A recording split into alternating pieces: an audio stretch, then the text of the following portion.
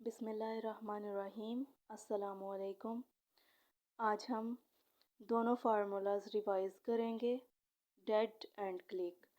Date में आता है debtors, expenses, assets and drawings. जब ये चारों चीज़ें इंक्रीज होंगी तो डेबिट और डिक्रीज होंगी तो क्रेडिट। नेक्स्ट आपके पास क्लिक फार्मूला है।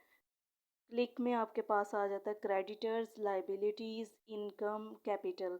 जब ये चारों चीज़ें इंक्रीज होंगी तो क्रेडिट, डिक्रीज होंगी तो डेबिट।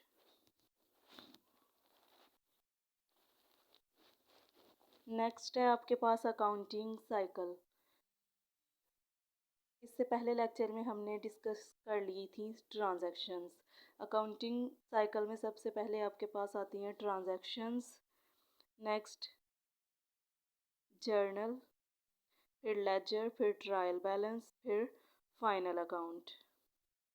हम ट्रांजैक्शंस को सबसे पहले जर्नल में एंटर करते हैं, नेक्स्ट उनकी पोस्टिंग होती है लेजर में, फिर हम इनको समराइज़ करते हैं ट्रायल बैलेंस में, नेक्स्ट हम बनाते हैं फाइनल अकाउंट।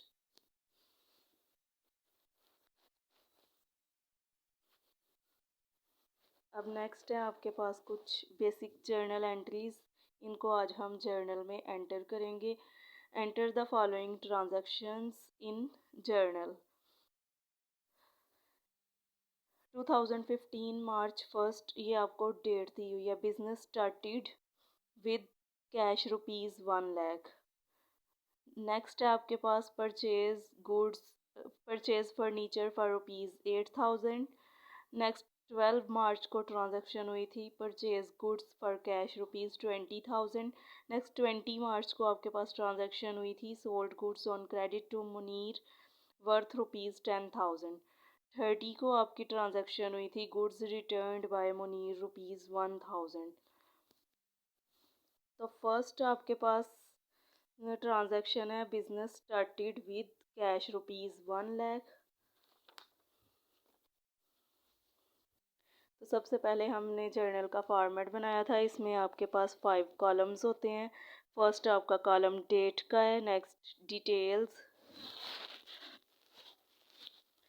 फिर लेजर फोलियो, फिर डेबिट अमाउंट और क्रेडिट अमाउंट।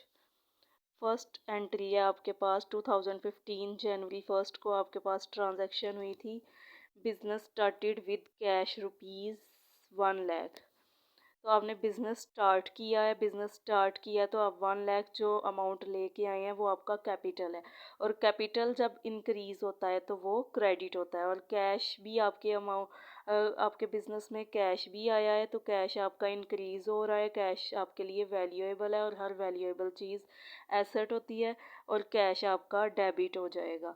कैश की अमाउंट आपने डेबिट कॉलम में लिख दी और कैपिटल की अमाउंट आपने क्रेडिट कॉलम में लिख दी है। नीचे आपने इसकी छोटी सी वो डिस्क्रिप्शन लिख दी है, स्टार्टेड बिजनेस विद कैश। इसको आप नरेशन भी कहते हैं, ताकि आपको पता चले जो आपने एंट्री पास की है, जो ट्रांजैक्शन हुई है, वो किस चीज़ से रिलेटेड थी। इसको आप नरेशन कहते हैं। इसकी प्रॉपर डेफिनेशन भी दी हुई है। नेक्स्ट 4 जनवरी को आपकी ट्रांजैक्शन हुई थी फर्नीचर आपने परचेज़ किया था 8,000 का। तो फर्नीचर आपके लिए वैल्यूएबल होता है क्योंकि रोज़ रोज़ आप इसको परचेज़ नहीं कर सकते। तो फर्नीचर आपका एसेट है, इंक्रीज़ हो रहा है तो डेबिट होगा। और कैश से आपने परचेज़ किया है तो कैश आपका डिक्रीज़ हो रहा है।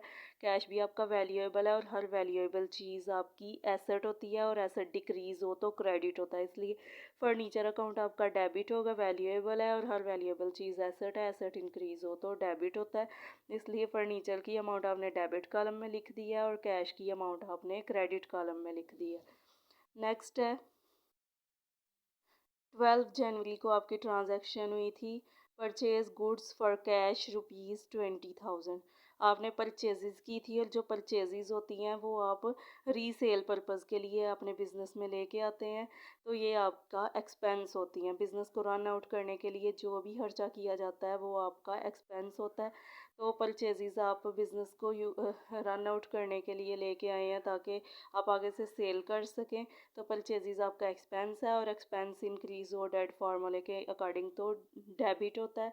कैश आपके लिए वैल्यूएबल होता है, और हर वैल्यूएबल चीज़ एसेट होती है, और एसेट डिक्रीज हो तो क्रेडिट होता है डेट फार्मूले के अकॉर्डिंग। इसलिए फर्नीचर की अमाउंट आपने डेबिट कॉलम में लिख दी और कैश की अमाउंट आपने क्रेडिट कॉलम में लिख दी है। नेक्स्ट है आपके पास sold goods on credit to Munir worth ₹10,000। 20 जनवरी को ये आपके पास ट्रांजैक्शन हुई है, तो आपने सेल्स की हैं मुनीर को उधार पे, तो इसका मतलब आपने सेल्स की हैं तो पैसे आपको मिलने हैं इन फ्यूचर, आपने उससे अमाउंट रिसीव करनी है।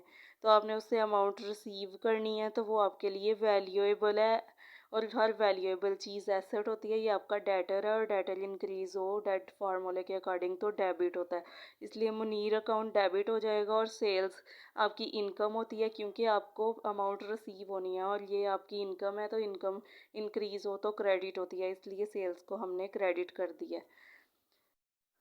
तो नेक्स्ट इसकी नरेशन हमने लिख दिया गुड्स सोल्ड ऑन क्रेडिट, ताकि आपको पता चले ट्रांजैक्शन क्या पास की गई है।